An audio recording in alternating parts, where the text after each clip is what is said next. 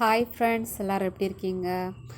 நாம் இன்றைக்கி வீடியோ என்ன பார்க்க போகிறோன்னா, ஒரு பீச் தான். இது 1 மந்த்துக்கு முன்னாடியே போயிருந்தோம்.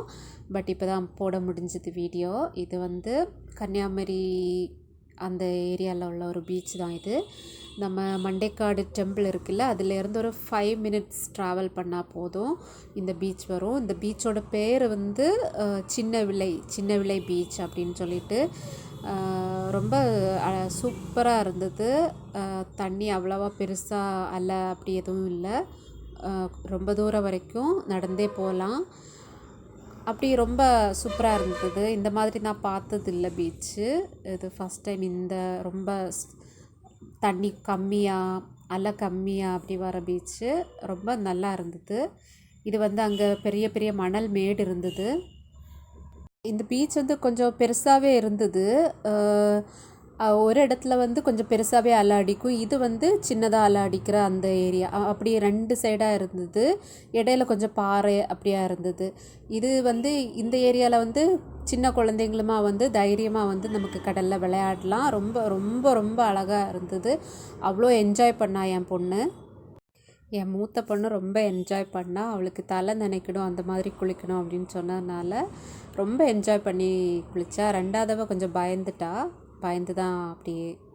இது வந்து சங்கு உயிரோடு இருக்குது. அது ஹஸ்பண்ட் கையில் வச்சுருக்காரு. ரொம்ப ஃபஸ்ட் டைம் நான் பார்க்குறேன் சங்கு உயிரோடு இருக்குது. ரொம்ப நல்ல ஒரு எக்ஸ்பீரியன்ஸ் இது. அவ்வளோ அழகாக இருந்தது. அவ்வளோ என்ஜாய் பண்ணோம் நாங்கள் அந்த பீச்சில். பாருங்கள், உயிரோடு இருக்குது, உள்ளாடி இருக்குது. 2 சங்கு, கொஞ்சம் பெருசாக ஒன்று, இன்னொன்று சின்னதாக இருக்குது. அப்படி அது கொஞ்சம் நேரம் வரைக்கும் அவர் கையிலே வச்சிட்டு இருந்தார். அதுக்கப்புறமா நான் தான் சொன்னேன், கடலில் போடுங்க, அது கடல் உயிர், ஸோ அது கடல்லே இருக்கட்டும் அப்படின்னு சொல்லிட்டு.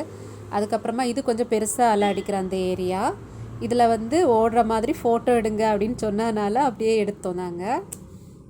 இந்த பீச்சில் வேறு என்ன ஸ்பெஷல்னால், இது வந்து பொலி பக்கத்தில் இருக்குது. ஆற்று தண்ணியும் கடல் தண்ணியும் கலக்கிற அந்த ஏரியா பக்கத்தில் தான் இருக்குது. நீங்கள் பார்த்துட்ருக்கீங்க எல்லாம் கல் போட்டுருக்குல்ல, அந்த இது பக்கத்தில் தான் அந்த ஏரியாவும் இருக்குது.